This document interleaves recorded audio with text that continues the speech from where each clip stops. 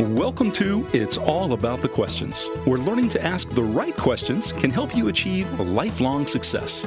Now, here to help you ask all the right questions is award-winning author, international speaker, and business strategist, Laura Stewart. Good morning, afternoon, and evening, everyone, and welcome to the show.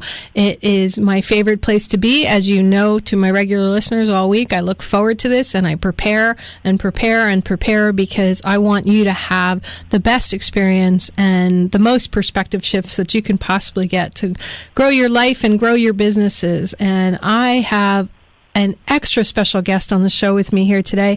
I've had him on a few times. This is his first time being on the show this year.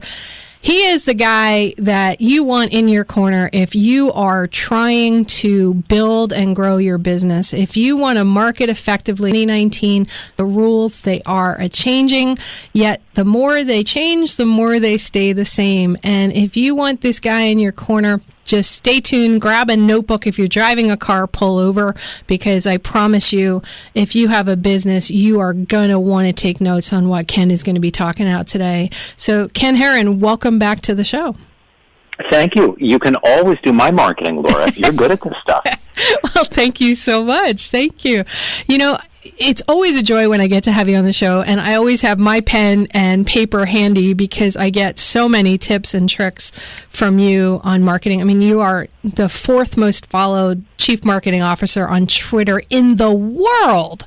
I mean, that's no small feat. It's kind of cool.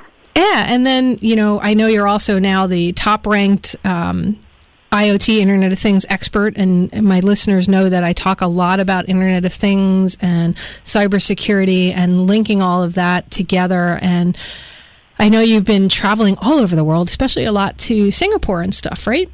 Mm-hmm.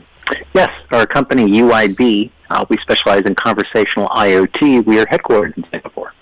So that's a lot of travel. A lot of airplane time. It's a long drive. Yeah, just a smidge of a long drive. Yeah.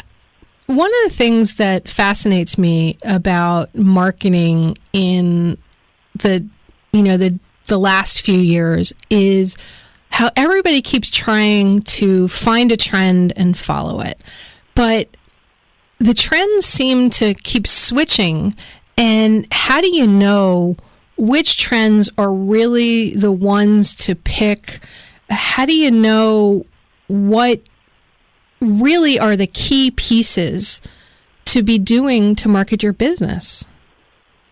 The nice part is that the basics really haven't changed. So I'll start with some basic questions that if you can answer these, you will be able to figure out the best marketing for your business. But to use an analogy, we know that fashions are constantly changing because the manufacturers want you to keep purchasing new clothes. And it's a good rule of thumb that just because something is a trend or people are talking about something, to ask yourself, does it really make sense for your business? Is it something you can pull off, like a wild pair of pants? Is it something that you can actually do, and does it make sense? At the end of the day, nobody cares if you're using voice. Nobody cares if you're doing, one-click growth hacking if it doesn't convert for you. If it doesn't work for you, whether you're the person yourself doing hands-on keys marketing or you have the ability to fund an agency to help you with it, if you're not seeing the results of it, it doesn't matter if it's the trend of the moment or everyone's writing about it and talking about it.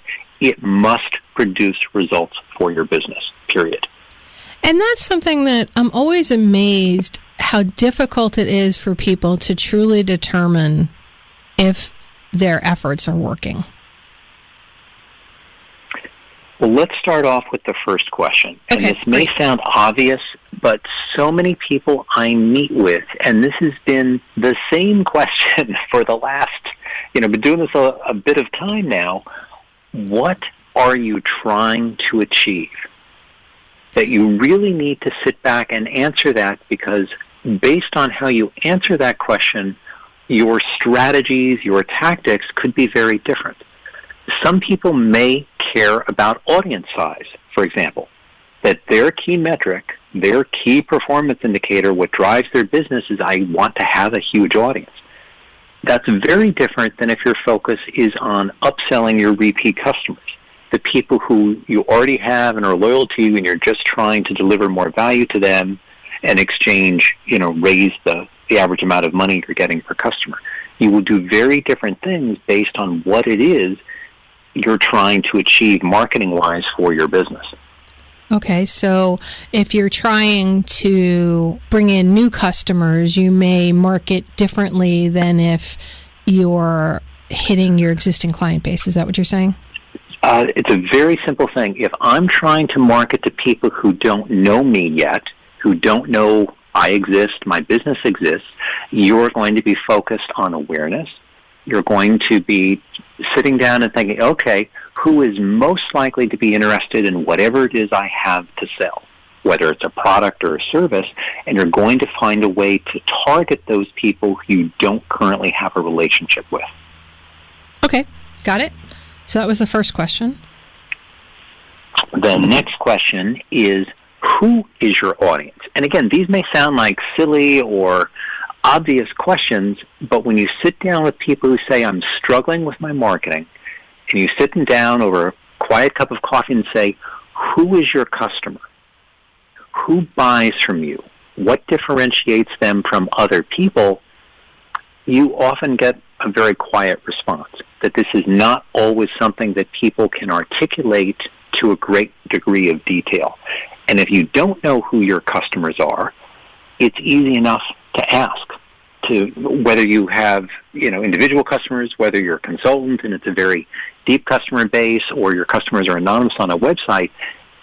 It's important to find out who those people are, because, surprise, surprise, one of the biggest changes is that your customers will evolve over time.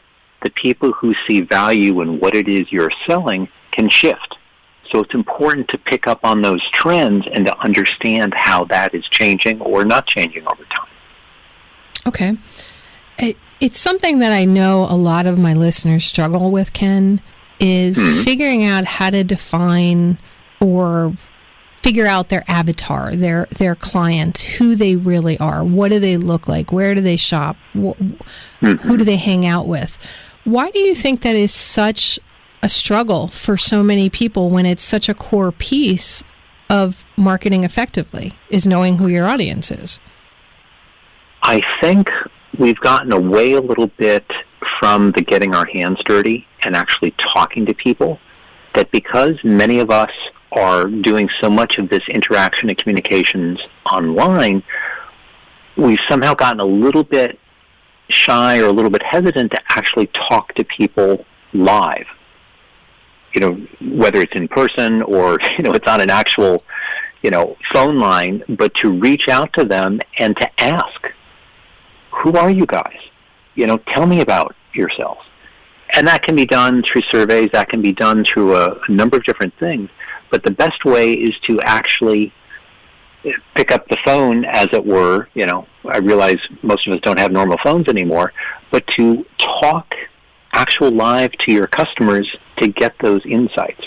Now, if you have any type of physical event where customers are, or if you have any type of physical retail presence, that makes it much easier, but it's not impossible even if all of your interactions are over email or over messaging.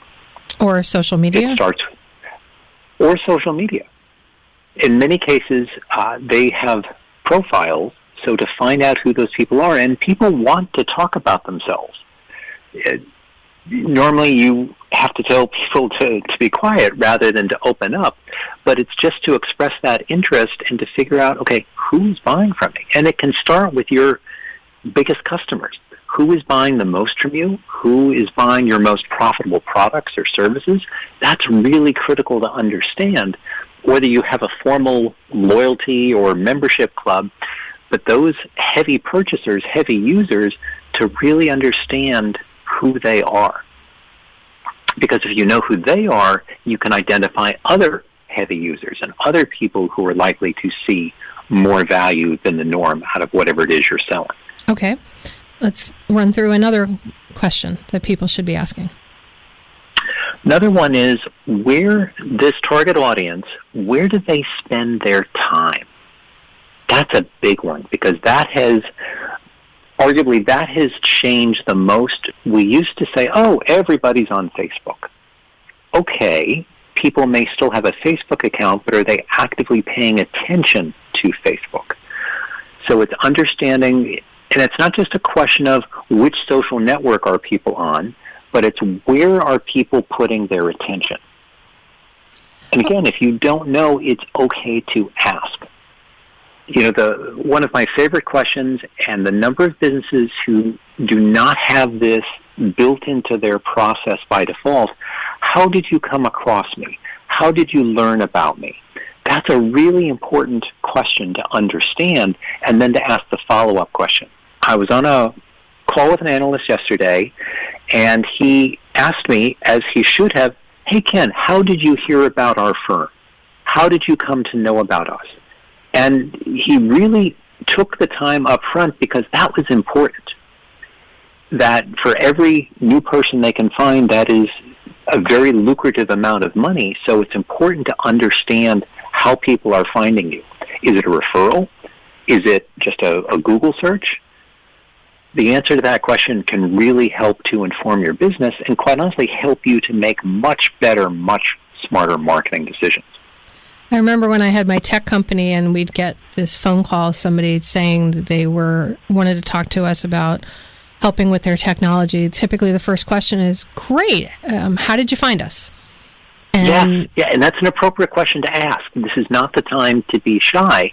How did you hear of us? How did you find, there's no wrong way to ask the question, and to not be afraid to do the follow-up question, the second or even the third question, so you really understand what drove them to pick up the phone, because that's the black box of customers. If you can understand that typically hidden thinking, and again, we accept that sometimes what people will tell you is not always the real reason, but the more you ask it, the smarter you get, and the more you learn about that. I remember one time I asked, and they came into us through what some people would call a competitor, but I would call them our peer, and that's how they had found out about us. And I was like, "Oh, that's interesting," so I called over to them, and it really wasn't their right fit. We did some very specialized stuff with healthcare and everything, and they didn't. So they knew about us, because I was always out there in the community, so they sent them over. So I sent them a thank you note. Because it's kind of the anti-name approach. If you remember, way back, the original play, the original movie, that if someone comes to your business and you're not a fit, it can be very lucrative to you to recommend a competitor or recommend a peer in the industry who is the right fit. Yeah, it never hurts to send a customer to the right place rather than having a bad experience for them and you in the process. Okay, so you said you had 6 questions, so we're up to number 4 now. Right. So, and this comes to the category of self-awareness. What differentiates you? And that's both you as the individual, you as the company, you as the brand, and why does your target audience care about that differentiation? There's the old joke, you can be cheaper, you can be better, you can be different. Well, to really understand that, because most of us don't want to be cheapest. That may work for Walmart, but that rarely works for other businesses. So how, in your customer's eyes, how do you define better and or different? And again, it's one thing that you are cost competitive. I'm not saying you have to be the high cost, but wouldn't it be nice that you could command a premium compared to your competitors? One of my clients in my 100-day mentoring program, where we deep dive into somebody's business to bring them to the next level for 100 days, he's a photographer, and one of his differentiators is he does a lot of shows, the different arts and festivals that we have around here with his amazing photography, is he will say something that's there isn't quite right, or you can't picture it in your home, but you don't want to buy it and then can't figure it out. You can send him a photograph of your room, of the wall that you're thinking of putting it on. Oh, very clever. And he will Photoshop in different photos for you. Smart.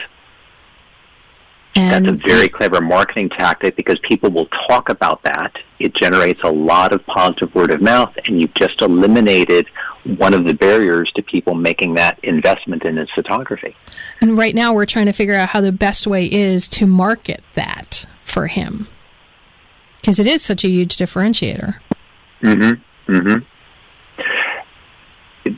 Again, not to jump into his specific situation, but to find a way go ahead, dive in. that and to automate it, because that is very clever, that's unique, that's not something everyone else will immediately be able to copy or do what he does. So the big thing when we talk about what is your difference, what is your differential advantage, is that you want something that's sustainable, that cannot be readily or quickly copied by your peers in the industry. And something like that is very unique, very effective, and can be specially branded. So he could find a way through his website, through a mobile app if he has one, to enable people to upload their room, the photo of their room, and to be able to play around with seeing how his artwork will look in their environment. It's the type of thing that would lend itself well to a couple of different tiers of service. That could be a do-it-yourself, play-with-it type of thing that many people would enjoy, and he can track the sales from that. There would be a bespoke service where someone would recommend, well, likely someone on his team or an assistant would recommend, the top 3 choices, and then it could be, the VIP or elite level where he personally will recommend art. And all of this can be a for-pay service. An interesting thing that some people forget is that when you're helping people to make the right purchasing decision, that can be an actual paid service as well. Yeah, and that seems to be a big struggle for people, even around marketing, Ken. It's, well, I don't want to turn them away, and if I charge them for a specialty service or something that just sort of comes easy to me, how can I charge them for that? Very easily. Just because it's easy for you doesn't mean it doesn't have value for them. And the market decides. I've never quite understood the hesitation to charge people. I've never quite understood the hesitation to charge more. When I speak to people about their pricing, it's almost as if they feel they have to apologize for the price, or they have to apologize for a price increase. Well, you're worth it. 1,000 years ago, I was the econ major in school, and okay, so you may have a handful less customers, but if you've just doubled your profit, you are better off. And if you were a smaller business, I have yet to meet a smaller business that wants more customers at less profit. They really would like to be able to focus and give a better experience, a better service for people at a higher profit rate.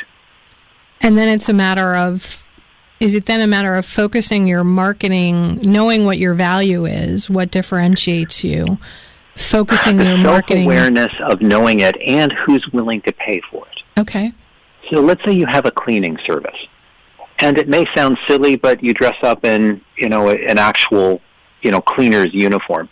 Okay, not everyone is going to be willing to pay for that, but there's some people who spend the day at home, and the idea that you come in full uniform and maybe even in character as a British butler, they like that. You provided something that they look forward to. So they enjoy that, and maybe that merits an extra $10 a service for that. Okay, you can argue it's a gimmick, but for something that people believe is a commodity service in many respects, anything you can do to differentiate that your customers care about is a big deal. Okay, that makes a lot of sense. All right, so what's the number 5 question? The 5th question. All right. The next question we have is being honest with yourself. And many people struggle with this. How much time do you have to invest in marketing? And everybody goes 0, right? And it's okay, but to say, what is the amount of time you're willing to invest? Because if it's, I don't have any time to invest in this, then, okay, we know what your results are going to be.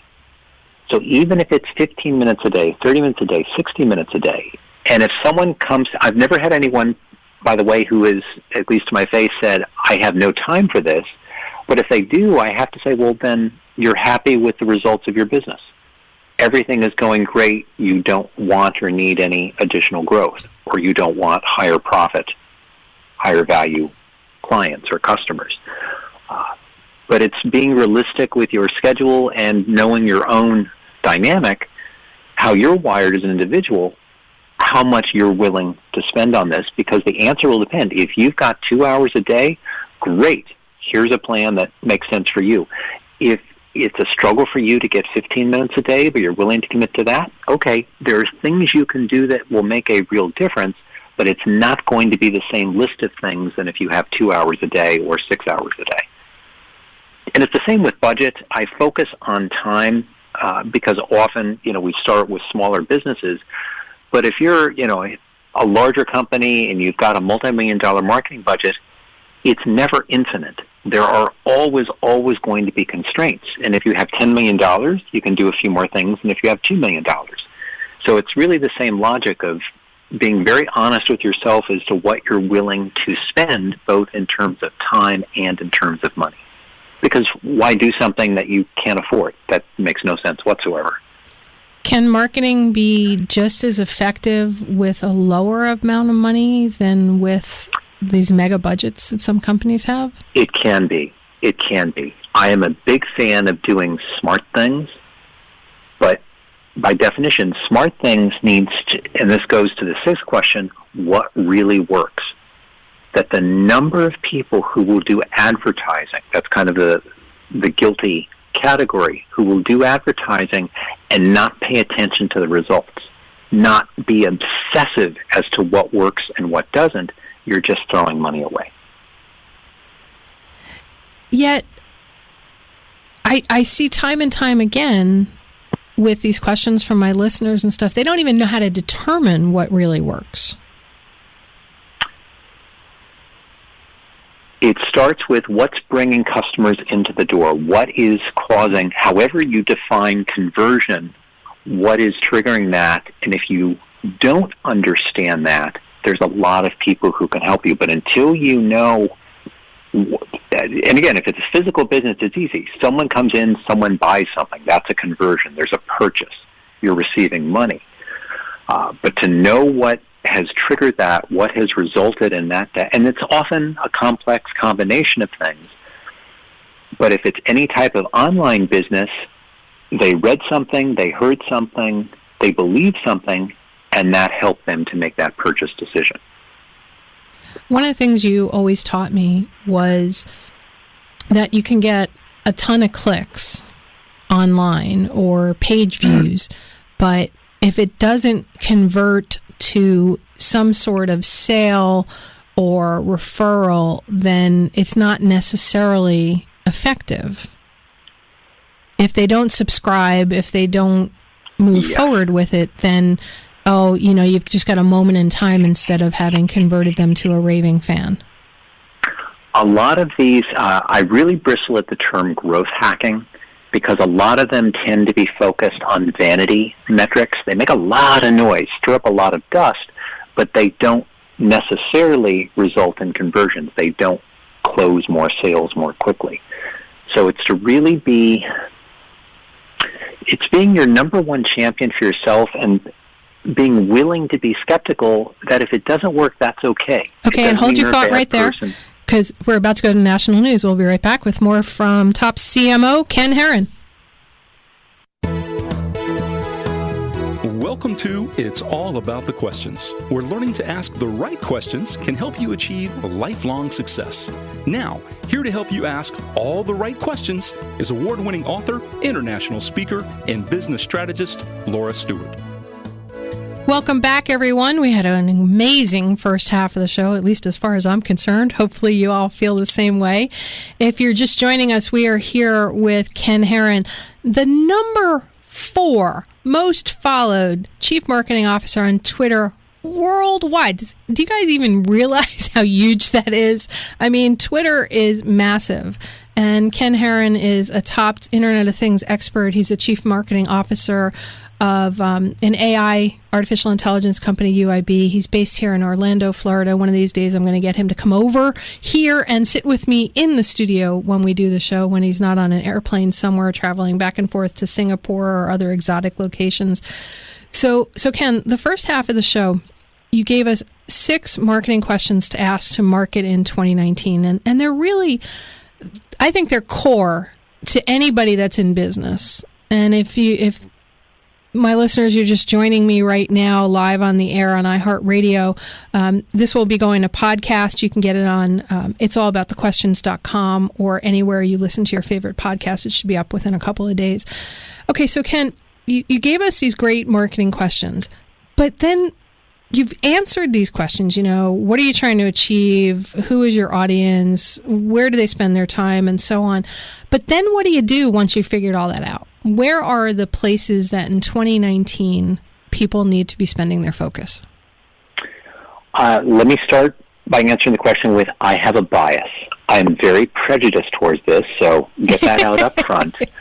I am to the point of being a militant activist that you need to invest first in the channels that you control 100%. Okay. What does that mean? That means your website. That means your blog.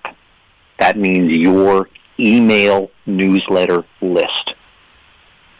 Because you control those channels. Nobody can cancel them. There's no algorithm to them. It is your content under your full control that you own. Okay, that makes a lot of sense, yet I know a lot of people don't use those in any way to their fullest.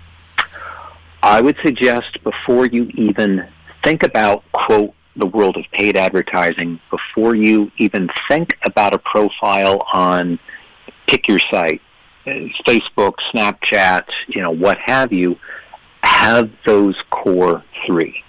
Invest in your own website, invest in your blog, and the money now, you can put a website up for free, it's investing in the content to tell your story, because you just answered all of these marketing questions.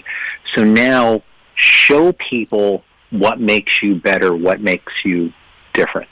Communicate to them on an ongoing way on your blog, because that helps to drive visitors, that helps with Google search results, and have the email newsletter. It's so funny that we are so focused on these modern things, through my smart speaker, my virtual assistant, and the rest. Email newsletters still work. They're still very, very powerful. And they can be free to send. There's so many different tools out there that have made this very, very easy, even if you're not a tech geek type of person, to do these on your own. You mean like the MailChimp's, Constant Contact, all of those? There's so many of them, and all of them have free versions that you can use. Okay. All right.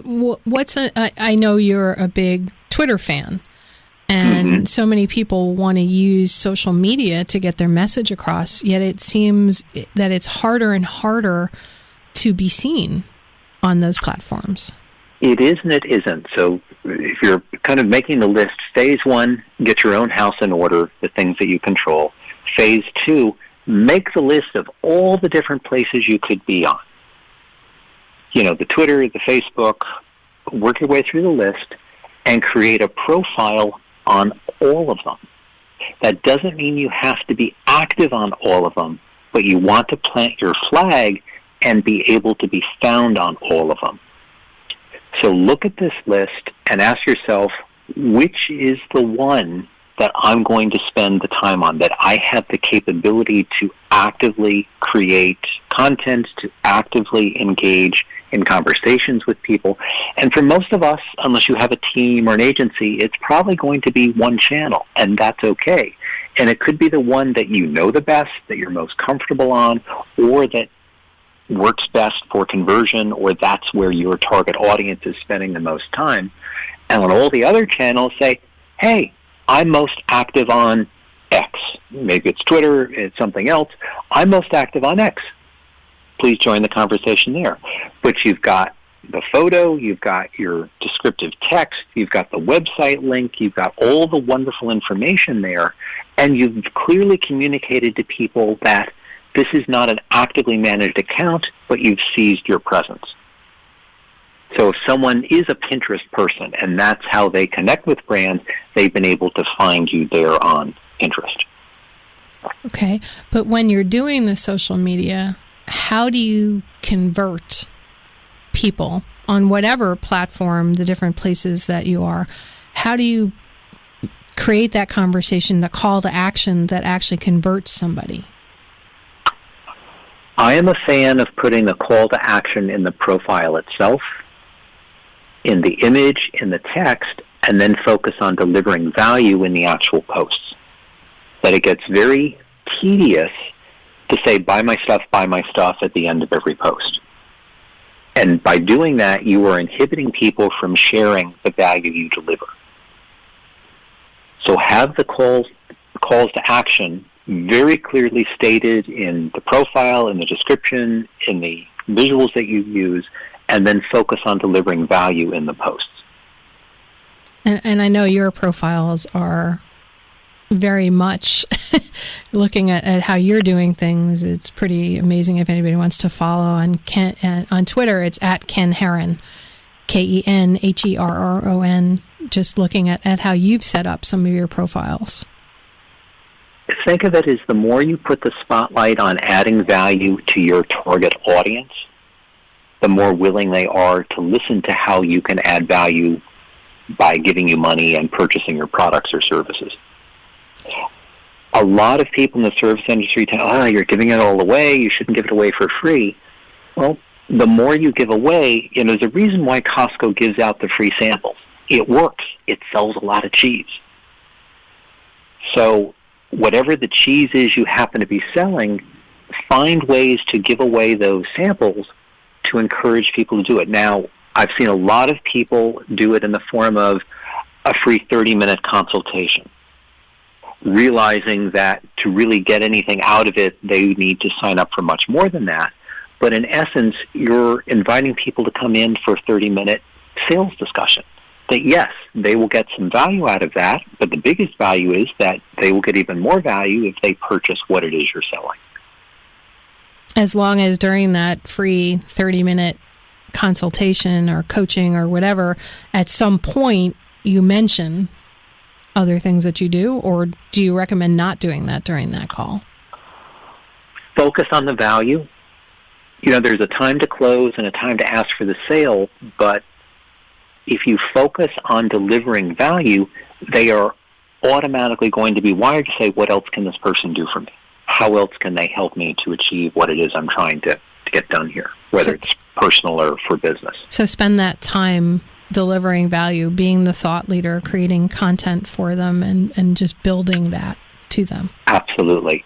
So let's use an example. Let's say you are in a coaching business and you are helping someone to improve their effectiveness. If you make it all about them, they're going to want more of that because they realize you're not just meeting with them to sell. So in an odd flip of fate, the more you focus on them, then when you ask for the sale, the more open and the more willing they will be to purchase because you've already demonstrated value. Okay, that makes so much sense. Here's a question, because we've been talking about social media, figuring out your place to converse. I get so frustrated, Ken, and I've been wanting to ask you this for a while. I get so frustrated when I see all these celebrities pitching, hawking all of these markets. And there's been a number of people that I've wanted to have on my show, and they're like, well, can you prove to us that you have over 100,000 followers or over 200,000 followers or whatever? And they don't even want to talk to me unless I can prove that number. And, because I'm on broadcast radio and we don't get the ratings and statistics, I can't necessarily prove a large portion of the radio part. I can prove social media or website visitors or things like that. And I've just gotten to the point where if somebody puts that limitation, I immediately say, well, I'm not interested. You either see value in being on my platform or you don't.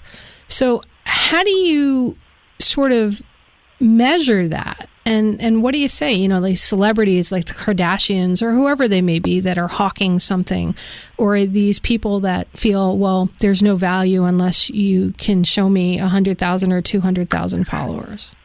They're looking for something different than what you can provide. It's not just about, yes, size matters, but it's the right size matters. So it's finding people who care about the audience that you have, regardless of size. You've probably heard the term influencer. You've probably heard the term micro and maybe even nano influencer, that if you have a very small audience, but an engaged audience, an audience that pays attention, an audience that is interested in what they're interested in, that is of extreme value. And I'm seeing an increasing number of people go after these very small influencers that have very specific and very targeted audiences. So it's finding, like you had said, finding what's the right person, the right platforms, even if they seem smaller than you think. Yeah. How do they have your audience in there? That matters. And it's okay to do a pay-for-performance. So let's say you are selling your professional services. Instead of throwing money at Facebook, consider, well, what about sponsoring an influencer and have it be performance-based? You know, find someone who has the people who are most interested in purchasing what you're doing and make a deal with them that, you know, you will pay a commission, you know, revenue-based, so that you're not out anything out of pocket unless they sell. All right, give an example of what you mean, like something like that. I'll give an example. There's a company that makes cell phone cases, and they approached me saying, "Oh, we want you to talk about our cell phone cases."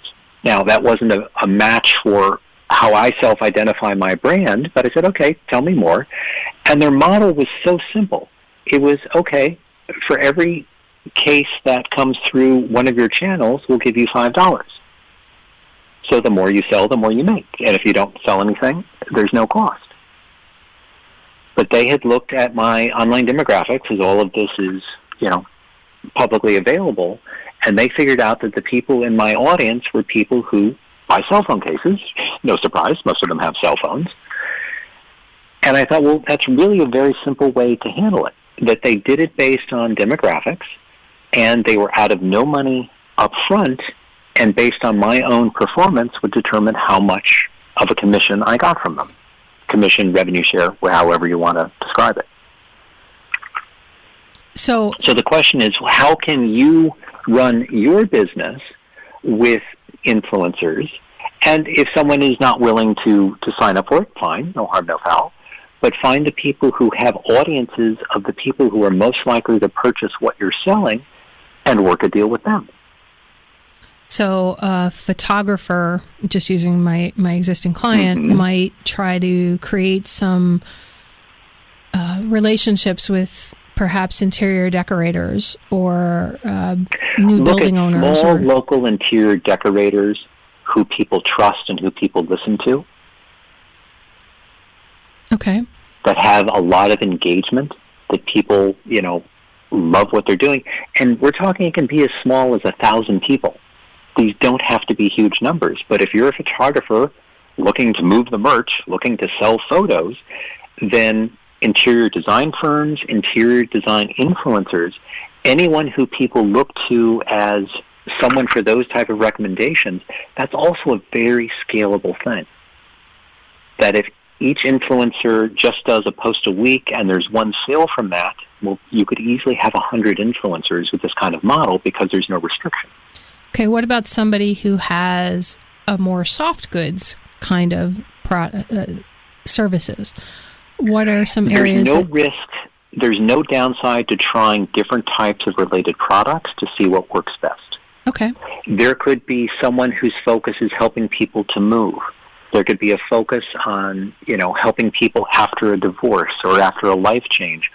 All of those, again, he likely knows when people are more likely to purchase what it is he's selling, go after, you know, the people who are already in that. Now, this doesn't mean he shouldn't try to grow his audience and his followers and be the guy for what it is he sells. But it's very easy now to reach out to others who already have audiences who may be quite different from his, but are also interested in what he happens to have to sell. Okay. How do you know when to stop using a marketing method or when to add another one? The stop is a very easy question. It's not working. How do you know if it's I don't not? even need the 3 strikes and you're out. It's not producing. It's not bringing in revenue. But how much time do you give it? Very little. Okay. I'd say 30 days, and that's being generous. But if something isn't working, stop throwing your energy at it. And the flip side of that, when should you try something new? Constantly. Constantly. It's not crazy to say, what is the one new thing each week you're going to try to grow your business? All right. Now, everybody talks about video, Facebook Live. You need to try all these new things. You're saying if in 30 days, say you've been posting videos up on your website, on social media. And the Facebook Live is a great example, because what you're really doing is you're creating video content. Okay. That is the investment. That you happen to be putting it on Facebook versus Twitter versus YouTube versus something else versus LinkedIn, because you can now put native video on LinkedIn. That's just a channel question. Okay. Does that make sense? There's kind of 2 pieces there. One is the content, your content marketing, your production of this new visual-oriented content, and the second is, hey, where do I post it? Where do I publish it?